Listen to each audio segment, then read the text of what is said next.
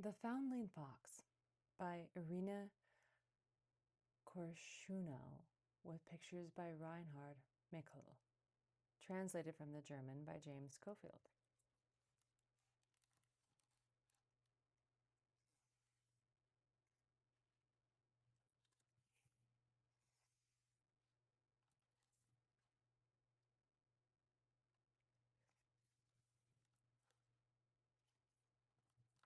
The little fox is alone. The little fox lay all alone in the underbrush. He was afraid. He waited for his mother, but his mother could not come. A hunter had shot her. Time passed and it began to rain. The little fox was more and more afraid. He was cold and he was hungry. He whimpered and cried. A vixen was passing by. She heard how the little fox was whimpering. She wanted to run past. She had 3 children at home in her den. They were waiting for her, but because the little fox was crying, she came to him under the bushes. "What's wrong?" asked the vixen, and she stroked his head with her paw. The little fox whimpered even louder. He whimpered the way little foxes whimper when they are hungry. "Why are you lying all alone in the underbrush?" asked the vixen. "Where is your mother?" The vixen bent over the little fox and sniffed. He smelled the way little foxes smell. He was soft and woolly, the way little foxes are. "Poor little foundling fox," said the vixen. She stroked him with her paw. The little fox stopped whimpering. The vixen smelled almost like his mother. She was just as warm. He snuggled to her. He searched for her milk. The vixen stirred uneasily. The little fox was not her kit. She was not his mother. She had to take care of her own 3 children. But the little fox began to whimper again, and the vixen saw how he shivered from the cold. So she did not leave. She curled down around him. The little fox snuggled into her fur. He found her milk, and he drank. He slurped and smacked and swallowed. He could not stop. "Drink, my little foundling fox," said the vixen. "Drink your fill." The Hound. When the little fox was full, he slept. The vixen lay close by him. She was happy. The foundling fox was full and content. Perhaps his mother would soon come back, she thought, but the mother did not come. At last the vixen got up. She had no more time. She had to go on home to her own children. "Sleep on, my foundling fox," she whispered, as she started off through the underbrush. But then she stopped. She stopped and looked down on the little fox. She could not leave him all alone in the bushes. She had warmed him. She had given him milk. She wanted to take him with her. The little fox woke and whimpered softly. The vixen licked his head. "Don't be afraid, my foundling fox," she said. "We are going home." Carefully, she picked him up with her teeth and started out. Her den was not too far. It was noon. It was quiet among the trees, but suddenly the vixen stopped, listened, and trembled. Far off, somewhere, a dog was baying, a hunter's hound. The vixen was terrified. She knew the hound. He sniffed out the tracks of foxes and followed them. He caught them. He held them fast. He could even kill a fox. And now he was on her trail. "Fox, fox, fox," bayed the hound. "Fox, fox, fox." The vixen fled. She ran through the forest, trying to lose the hound. But she was carrying the little fox, and she could not run as quickly. The hound came ever nearer. The vixen grew terribly afraid. She thought of the sharp teeth of the hound. She thought of the many foxes he had already killed. She thought of letting go the little fox to save her own life. But she did not. She held fast to the little fox and ran and ran and ran. Back and forth through the forest she ran, with the hound tearing after her. She panted and gasped and could not catch her breath, but she would not let go of the little fox. She doubled back once more, smelled water, and ran on until she came to a broad stream. With one leap, she sprang in. She waded along the stream bed, then swam to the other side. There she hid under the bushes, for she could run no more. She lay down and waited for the hound.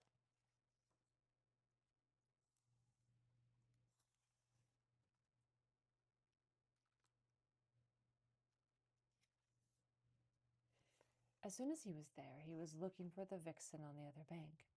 He growled angrily. He barked and snuffled, but he could not find the vixen's scent. The water had washed it away. The hound ran up and down the bank. Then he turned tail and disappeared into the woods. The vixen lay in the bushes and listened, as the baying grew fainter and fainter until it faded away. "We are safe, my foundling fox," she whispered, and she laid the little fox on the grass. He snuggled close to her and began to drink her milk. The vixen laid her head on her paws. She had to rest a while before she could go farther. "Come, my foundling fox," she said at last. "We must go home." The badger. Meanwhile, it had grown late, with the little fox held safely in her jaws. The vixen ran through the dusk. It had taken a long time for her to get home. It was then that she met the badger. The badger stood there, staring at the vixen and the little fox. "What are you lugging about with you today?" sneered the badger. The vixen tried to pass, but the badger blocked her path.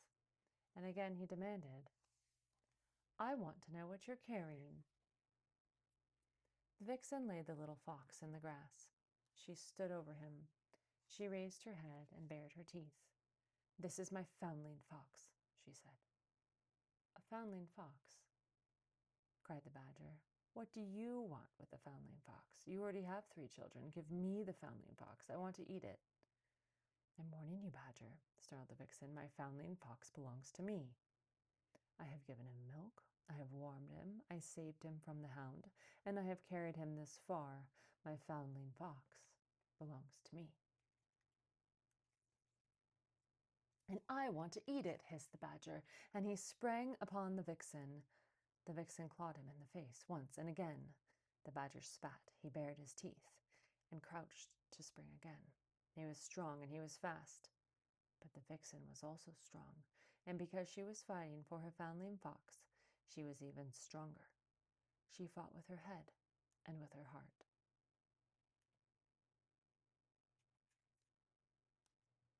The badger bit her in the shoulder and scratched her muzzle, but the vixen did not even feel it. She thought only of her foundling fox, and she fought, and the badger gave up. "Ugh, keep your foundling fox," he hissed and ran off. "Go eat snails and spiders," the vixen jeered after him. "That's the only food for you." Suddenly she heard the little foundling fox whimpering.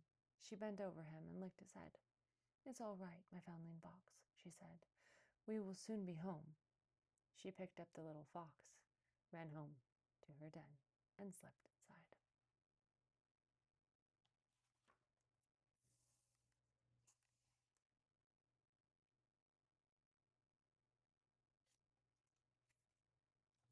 The Fox Kids. "I'm back," said the vixen. Her 3 fox kids yipped and yapped and tumbled hungrily to their mother. They wanted milk. The vixen laid the little fox down among her own children. "I've brought you somewhat," she said. The little fox looked at the fox kits. He whimpered fearfully. The fox kits whimpered too. "This is a foundling fox," said the vixen. "He is now one of us." She licked the heads of all 4 children. The fox kits sniffed the little fox. They sniffed him from head to toe. He smelled just like their mother, so they were not afraid. The little fox sniffed also. He sniffed each kit, one after the other. Each smelled like the vixen, and so he too was not afraid. "Stop all this sniffing," the vixen said softly. "It's time to eat." So the 4 little foxes snuggled up to her belly and drank their fill. Later they played together. They played hit and run. They played hide and seek. They played spit and snarl and bat the paw and bare the teeth. The vixen looked on. She licked her wounds, and she was very happy. The neighbor. The next day, the vixen slipped out to go hunting. At the entrance to her den, she met her neighbor. "I heard you had a fight with the badger," said the neighbor. "Does your shoulder still hurt?" "Just a little," said the vixen. "And how are your 3 children?" inquired the neighbor. "They're fine, thank you," said the vixen. "They drink and they play, and they are growing bigger. But there are not 3, there are 4 of them." "4?" exclaimed the neighbor. "But yesterday there were only 3. "Oh, I have a 4th, said the vixen, "a little foundling fox." "So I've heard," said the neighbor. "But you're not going to keep him, are you? Anyone with 3 kids doesn't need a foundling fox." "Whether I need him or not does not matter," said the vixen. "I warmed him, and I gave him milk. I carried him through the forest, and I ran with him from the hound. I had to fight the badger for him. My foundling fox will stay." "You're crazy," said the neighbor. "Your children are growing, and soon they will want meat. Are you really going to bring up a stranger's kid?" "What's good enough for 3 kids will be good enough for 4, barked the vixen. "Don't tell me my business." The neighbor shook her head. "Don't say I didn't warn you," she said. "What's so special about your foundling fox?" The vixen thought a while. She couldn't think of anything special. "I don't know," she said. "Wait, I'll show him to you." The little fox has a mother. The vixen crept into her den to find her foundling fox. She looked at the first kit, she looked at the second kit, she looked at the third kit and the 4th kit, but she could not pick him out. All of them looked like her little foxes. She sniffed them one after the other, the first kit, the second kit, the third kit, and the 4th, and they all smelled the same. Any one of them could be her foundling fox. "Come here, my foundling fox," she called, and all 4 kits came tumbling and snuggled into her fur. The vixen poked her head out of the den. "I'm very sorry," she said, "but I cannot show my foundling fox to you. I really don't know which of my kits is my foundling fox." "How dreadful," cried the neighbor. The vixen had to laugh. "It isn't dreadful," she said. "I love all 4 of them the same, and that is that." "Well," said the neighbor, "perhaps you're right." And so the little fox was no longer a foundling fox. He was the vixen's kit, and she was his mother. She fed him, gave him milk, she protected him, and taught him everything a fox should know. The vixen and the little fox belonged together. He stayed with her until he could take care of himself, as all little foxes will.